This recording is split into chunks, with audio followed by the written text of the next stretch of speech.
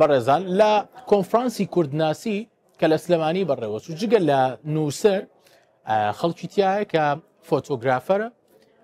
فڵمی کردووە لەسەر کوردستان خەڵکی بیانیە طبعاً هاتوۆتە بەشەکانی کوردستانە و بەش جیاوازەکان هەمووی گەڕاوە وە سەرکردە سیاسیە باڵاکانی کوردیشی بینیوە جگە لەوەی کە هەندێک قسە و ئەمانە بوو بەڵام وێنەی زۆر نایابی سروشتی کوردستان سەرکردەکانی کوردستانی گرتووە ولەو فترەی کە لە کوردستانە بۆ تێکەڵایەکی باشی لەگەڵ کۆمەڵگەی کوردیا هەبووە بۆیە لە عادات و تەقالید و کللتوری کوردی باش تێگەیشت یەکێک لەوانە ئەد کاشیە فۆتۆگرافەرێکی ئەمریکیە بەڕەچەڵک زیاتر لە 34 ساڵ پێش ئێستا هاتوتە کوردستان و ئەزمونێکی زۆری هەیە لە مەجای فۆتۆگرافەری و فڵمیندا کە بۆ کوردستانی گرتووە و سەرکردەی سیاسیە کوردیەکانیشی بینی و قسە لەگەڵاکردن وێنەشی گرتوون بەسپاسەوە لەگەڵ مامادا بێت هەندێک قسە باسەکەین سەبارەت بە کللتوری کوردی ئەوەی کە خۆی بینیوێتی بەڕێز ئێتکاشی بەخێر بێت بۆ بەرنامەکەمان سپاس زۆر دڵخۆشم ببینینتان حەزەکەم بە پێی ئەزمموی ئێوە دەست پێ بکەین ئێوە چۆن لە ڕێگەی لێنزی کامێراکەتانەوە کۆمەڵگە و سروشتی کوردستان دەبین بەڵێ ji ber ku min gelek kar li Rojhilata Navîn û cîhana Erebî û İslamî kiriye ji bo min derketiye holê ku gelê Kurd li vê herêmê gelekî dilvegirî û ji gelek aliyan ve jî karkirina digel wan hêsan e bi taybetî dema ku kamêra bi we rabe ew gelek bi germî pêşwaziya mirovan dikin her wiha ez hez dikim ku ew dixwazin çîroka wan bête vegotin hesteke wisa heye ku cîhan ji gelê Kurd ne haydar e bi taybetî ji dîrok û serpêhatiya Kurdan ji ber vê yekê veke çîrok bêjek wê nekêşek û fîlmsazek ev derfeteke zêrîn e ji bo nasandina vê çanda bêhempa piraniya mirovan cudahiya di navbera Kurd û Ereban da nizanin ew wisa difikirin ku hemû xelkê vir wekî hevin دایک و باوکت لە بەغدا لەدایک بوون وانە؟ بەڵێ دایک و bavê min xelkê Bexdayê ne û di sala 1940 ve koçî Amerîkayê kirine هەر لەبەر ئەوەشە ڕوخسارت وەکو ئەمریکیوانە نییە زیاتر لە خەڵکی ڕۆژهڵاتی ناوەڕاست دەچیت وایە؟ ڕاستە کەی یەکەم جار سەردانی کوردستانت کرد و وێنە دگرت؟ جارا یەکەم di sala 1991دا ji bo projeyeke mezin ya guvara National Geographic ez hatime bir. Bi rastî min geşta heşt welatên cîhanê kir da ku ji nizîk ve li ser tekoşîna Kurdan ve kolim. Ji rewanda Kurda li Brîtanya û Almanyayê bigire heta kampên Partiya Karkerên Kurdistanê PKK li Lubnanê divê debê de. کەواتە هاتوویتە باشووری کوردستان Iraq, İran, Tirkiye, Suriye هەر چوار پارچەکە بەڵێ هەموو beş. لەو کاتەدا کێت بینی؟ Li Tirkiye di naverasta tekoşîna tevgera cudaxwaziya PKK de bû ji ber vê yekê rewş gelekî leşkerî bû lê jiyan heta radeyekî asayî bû li Iraqê rewş piştî karestata Enfalê bû min ti carî tişteke bi vî rengî nedîtibû hemû gund bajarok civak hatibûn wêrankirin ji ber vê yekê Iraqê aliyekî gelek taybet û awarteyê Kurdistanê nîşan dida. Li Sûriye û Îranê jî rewş gelekî serkûtker bû. Jiyan asayî dimeşiya lê gelek zehmet.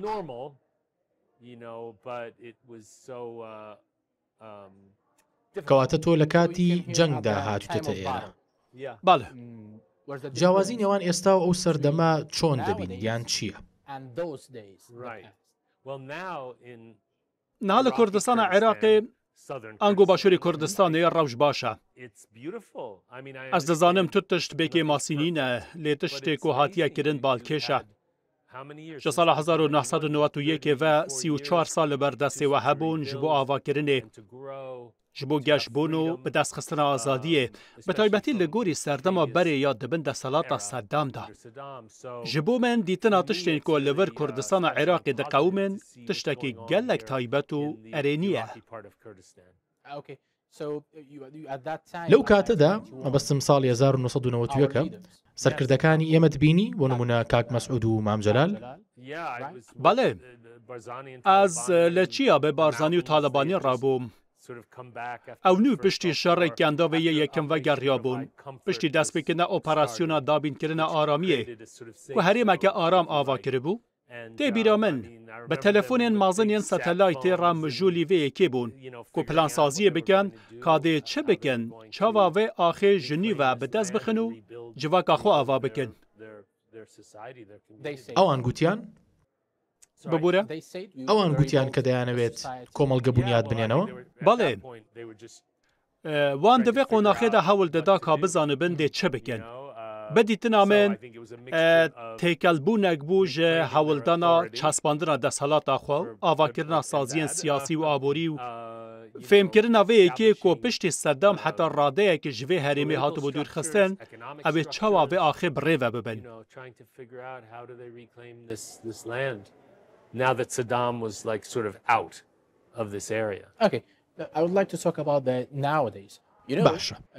دەمەوێت باسی ئێستا بکەم ژمارەیەکی زۆر لە گەنجانی کوور هەوڵ دەدەن بە ڕێگەی نایاسایی و مەترسیدار وەک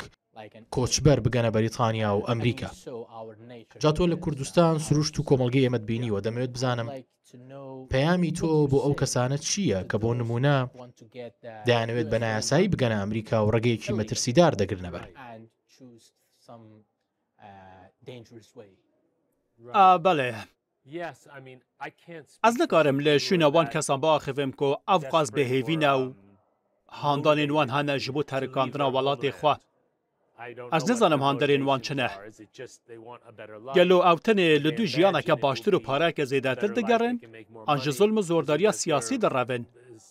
beyî naskirina kesan ez nikarim bersiveke zelal bidin lê eşkere ye ku Ewropa wîlayetên yekbûyên Amerîkayê hîna jî weke çirayeke ronî ji bo gelek kesan li seranserê cîhanê têne dîtin Okay, and we want to know that photos and filming, how could it be to change the باشە دەمەوێت بزانم کە وێنە و فلم چۆن دەتوانن دیاردەخراپەکانی نێو کۆمەڵگە بگۆڕن بۆ نمونە تۆ ژمارەیەکی زۆر وێنەت لە کوردستان گرتووە و لە گۆڤارە جیهانیەکاندا بڵاوت کردوونەتەوە ئەمە چۆن یارمەتی کۆمەڵگەی کوردی داوە یان چۆن گۆڕانکاری دروست کردووە Ez bi vê rengî li medya û vegotina çîrokan bi rêya wêne û fîlman dinêrim wekî çîrokbêj dibe ku carna em karibin tiştan veguherin lê bi kêmanî armanca me ya serekî hişyarkirin e bû nimûne gelek kes bi taybetî li Amerîkayê nizanin gelê Kurd kî ye ew ji çand û dîroka wan fêm nakin û nizanin hûn çi qas ji Ereb, Fars û netewên din cuda ne mabesta min ji vê cudakariyê ne aliyê wê yê nerênî ye belkî zêdetir rêzgirtina li çand û dîroka civakên cuda ye ji ber vê yekê ji bo min wekî çîrokbêj nirxeke mezin heye ku ez karibim çîrokekê vebêjim ku mirovan fêr bike di vê rewşê de fêrî dîrok doz û tekoşîna Kurdan bibin Okay, could you tell us what's your works or which your دەتوانیت نمونەی یەکێک لە کارەکانت بهێنیتەوە کە کاریگەری ئەرێنی لەسەر کۆمەڵگە هەبوو بێت ئەو کارێک کۆ من دە ساڵا 1991دا کرد بوو بەرگا کۆڤارا ناشنال جیۆگرافیک وێنەیەک تێدا بوو کۆ من لە ئامادێک شاندبوو وێنەیە ژنێکی کۆ بە ئەندامەتیە پەکێکی دەهات تۆمەربارکردن و لە دادگەهەکە تەرۆرێ بوو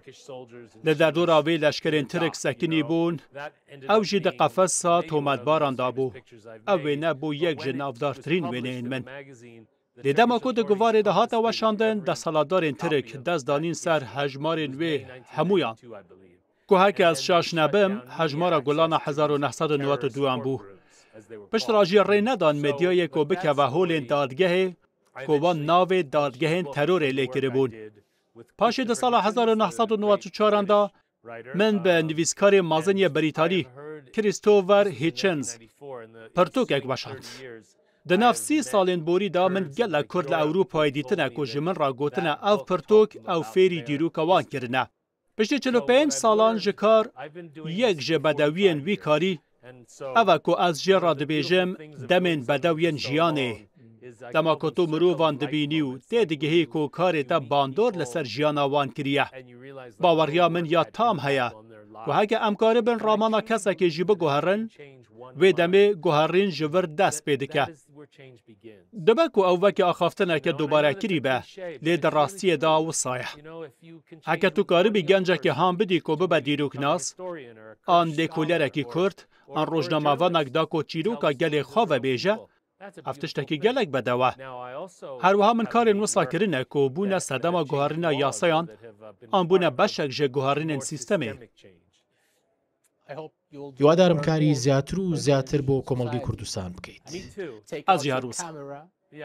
کامێراکەت هەڵبگریت و وێنەی سروشتە جوانەکەمان و چیرۆکە جوانەکانمان بجێڕیتەوە بێگومان شەڤە بۆری ئەس بەشداری بەرنەمایکە تەلڤیزیۆنێ بوو یەکجە خوێندەکارێن گەنجێن زانینگە هاڤر بەحسە دیرۆکە بە ئێشیا کوردان وەکە ئەنفالێ و تشتن بەوێ ڕەنگی دەکرد لەڤەر ji بۆ من ئەشکەرا بۆ کۆ گەلە گرینگە مرۆڤ دەست بە دەربازبوویە خۆڤە بگرە ئۆvê ji bîr neke lê di heman demê da gelek giring e ku ber bi pêş ve gavan bavêje niha gelek sedem hene ku gelê Kurd bi taybetî li Iraqê ber bi pêş ve biçe bêguman rewşa Îran û Sûriye gelek zehmet e ji aliyê siyasî ve aloz e Tirkiye jî bi heman avayî lê li Iraqê bi rastî derfeteke wiha heye ku hûn ber bi pêş ve biçin nifşê nû fêrî dîroka xwe ya geş û mezin bin behsa wan tiştên baş yên ku diqewmin bikin pêwîst em derbazbû ji bîr nekin lê divê ku têda jî nemînin سپاس ئێت کاشی وێنەگری ڕۆژنامەوانی و فلمساز سپاس بوو تش